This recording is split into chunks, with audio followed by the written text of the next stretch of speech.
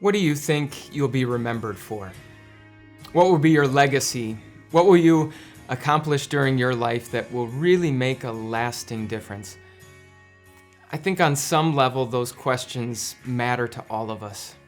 The thought of spending our lives working hard and stressing out and losing sleep, and then all of a sudden it's just done, doesn't really sit well with us. We want our lives to matter. We want to make a lasting difference.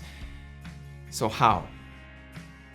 Well, back in the 1990s, there was a professor at Purdue University who did an experiment using chickens. He wanted to see if he could maximize their productivity. And so he started by taking a group of chickens that all by itself was already pretty healthy and productive, and he sort of left them alone. He simply let them lay eggs and have chickens, who then laid eggs and had more chickens. On and on it went for 6 generations. But then he took another group, and from the rest of his flock, he sort of handpicked the most productive individual chickens, and he put them all in the same group together. The next generation, he did the same thing, took the most productive chickens, put them together, on and on, again, 6 generations. He was trying to create a group of super chickens. So after those 6 generations, do you know what he found? Well, that first group that he had kind of left alone, it was as healthy and as productive as ever. But when it came to his flock of super chickens, only 3 of them were still alive, and even they were in pretty rough shape. See, it turns out the chickens that were most productive at laying eggs were also the most aggressive, the most violent, the most prone to try and achieve supremacy within the group by attacking the other chickens. And so he hadn't managed to create a flock of super chickens, he created a flock of psychopath chickens. When it comes to being productive, making an impact, making a difference, the world has all kinds of ideas about how to do that. We're taught to be first, to be the best, to strive to rise above the pack and set ourselves apart from our peers, to achieve and compete and really carve out a name for ourselves. But so often God demonstrates that he works in just the opposite way. This week, I'm excited to be talking to you about a specific group of people from the Bible whose names you might not recognize. At the very least, if the Bible were a movie, you'd probably have to wait to see these people's names in the credits. And yet God used their very ordinary lives to accomplish extraordinary things. He used their small acts to have a huge impact. And the good news is you can be confident that God's going to do the same for you. This is just how God is. He often accomplishes his best and his greatest blessings using what seems to be small, weak, and insignificant. In fact, consider the life of Jesus. God used his lowly life, his humiliating death on the cross, to accomplish salvation for the whole world. And that very same Jesus says this: "I am the vine, you are the branches. I chose you and appointed you, so that you might go and bear fruit that will last." Any life that is connected to Jesus is bound to make a difference. Disney, Ford, Hilton, Jordan. You maybe realize that those names of companies are also the names of people. Some people really manage to make a name for themselves in our world, don't they? So what about you? I'm guessing that you don't have any illusions of reaching a level of notoriety like that, and yet it's very natural for us to assume that if our lives are going to make a difference, at least a few people are going to remember our name. Today I want to talk to you about someone from the Bible who had managed to make a name for himself, but in a rather interesting way. His given name was Joseph, but we're told that the apostles had given him a nickname. They had nicknamed him Barnabas, which means son of encouragement. Today we'd probably say Mr. Encourager.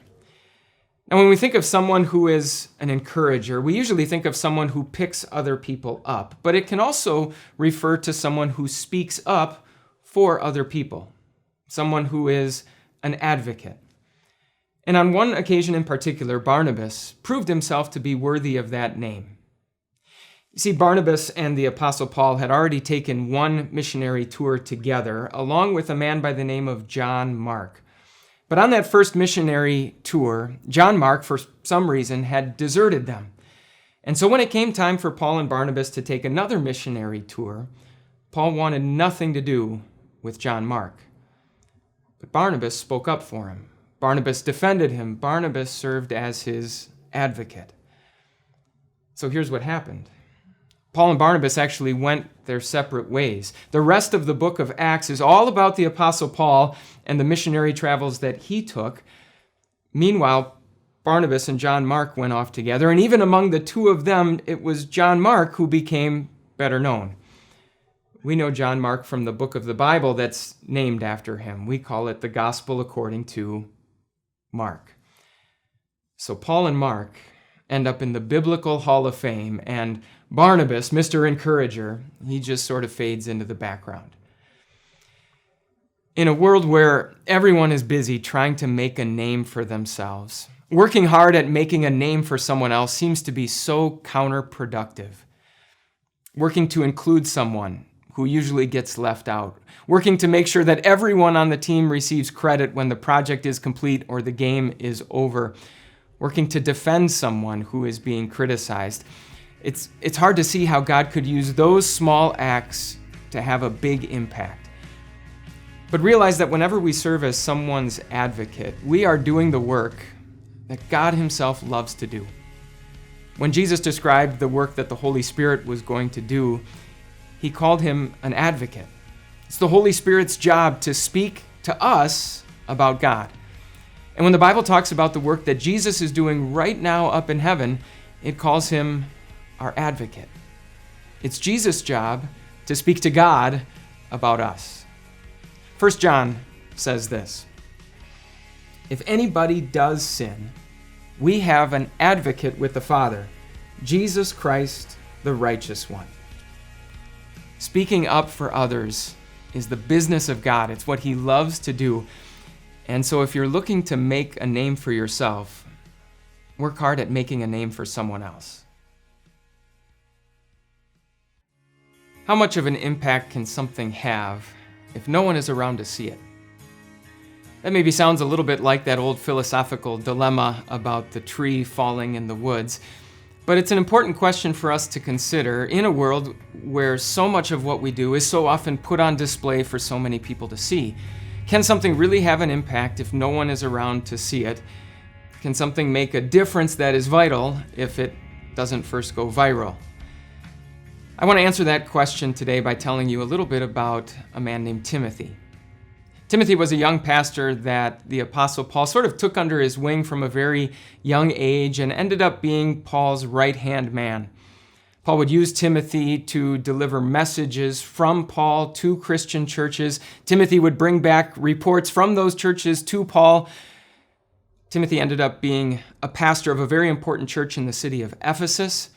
And in fact, 2 books of the Bible and probably countless churches are named after this man, Timothy. But really, I tell you about Timothy only so that I can tell you about his mother and his grandmother. Their names are mentioned just once in the Bible, Lois and Eunice. But we know from what Scripture says that what Lois and Eunice did for Timothy had a very big impact on him. From a very early age, they would read stories from the Bible to Timothy and teach him its lessons. In other words, what Lois and Eunice did that had such a big impact on Timothy and therefore impacted thousands of other people was done when no one was around to see, when no one was watching. And I think there's probably an explanation for that. You see, when we do something that no one is around to see, there's a word that we can use to describe it. And it's the very word that the Bible uses to describe the faith of Eunice and Lois. It's the word sincere. In other words, the opposite of hypocritical. You probably know that Christians sometimes come under attack for being hypocritical, for saying one thing but then doing another. But the reality is, of course, that it's not just our sin that can make us hypocritical. It's our goodness that can make us hypocritical as well. If the only reason we act a certain way is when other people are around to see. You see, the beauty of doing something when no one else is watching is that by definition, it is sincere. If we don't just wake up on Sunday mornings and get the kids all dressed up and parade them off to church, but during the week, every single day, we're in the Word and in prayer.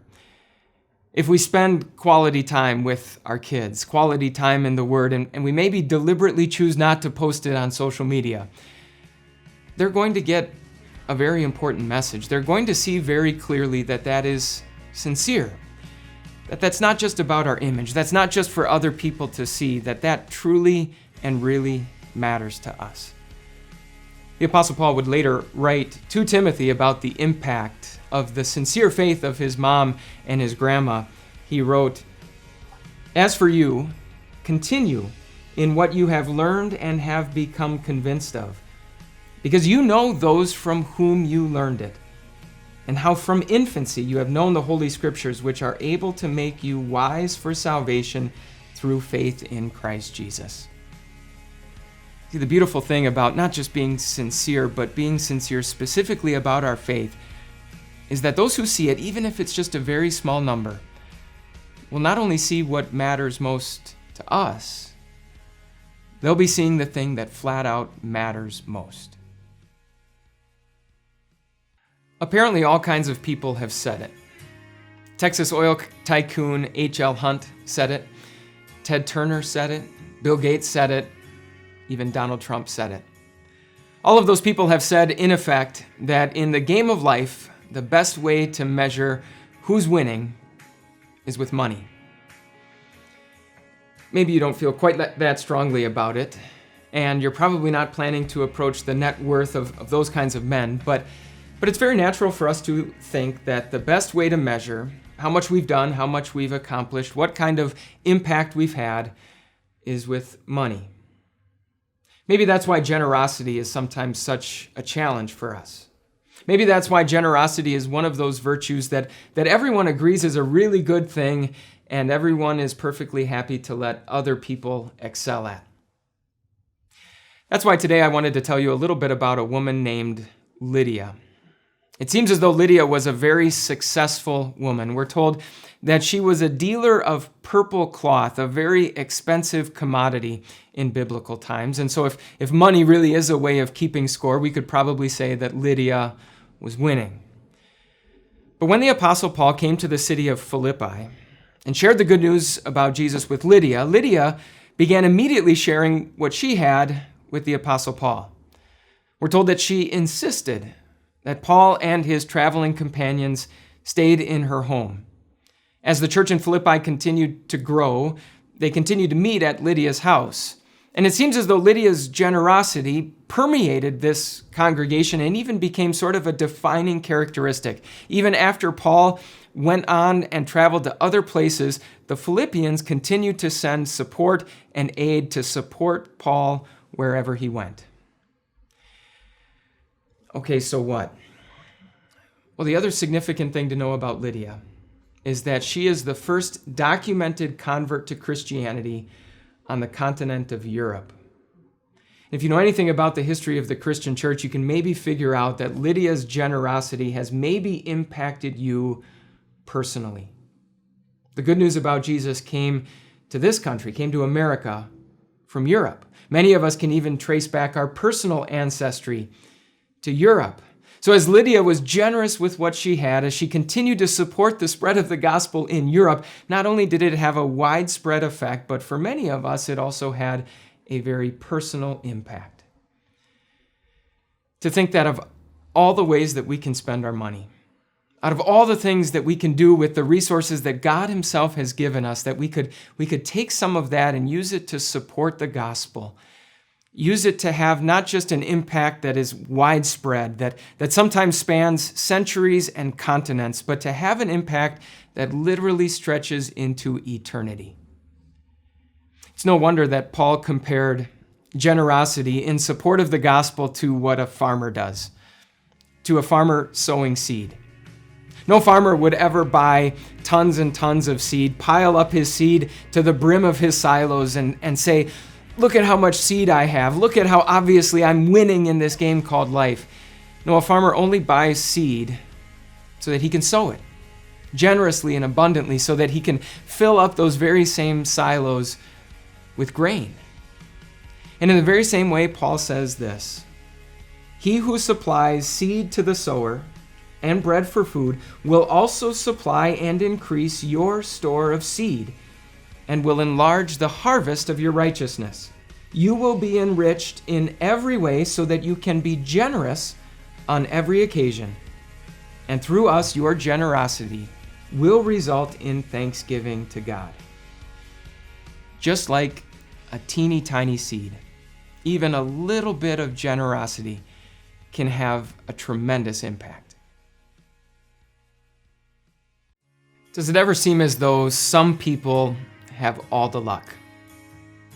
Back in the 1970s, there was a Hollywood movie director who hired a local carpenter to install some cabinets in his home. Like a lot of people who work in Hollywood, that carpenter was an aspiring actor who was struggling to find roles and was just about ready to give up on his dream. But the movie director was kind to the young man and even agreed to let him audition for a part in the movie that he was about to start making.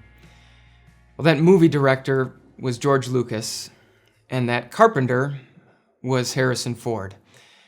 If you're at all a fan of Star Wars, you know how that turned out. Most people would assume that if you're really going to make a difference, you're going to need a little bit of luck along the way. You're probably going to need to be in the right place at the right time. But does it ever seem as though you're constantly in the wrong place at the wrong time, that no matter what you do and how hard you try, circumstances beyond your control seem to be working against you? I'm guessing it seemed that way for a husband-wife team named Aquila and Priscilla. We're told that these two were tent makers by trade, and they were working in the most important and most powerful city in the world, in Rome. But it seems as though there was some conflict in Rome between the Jews and the Christians.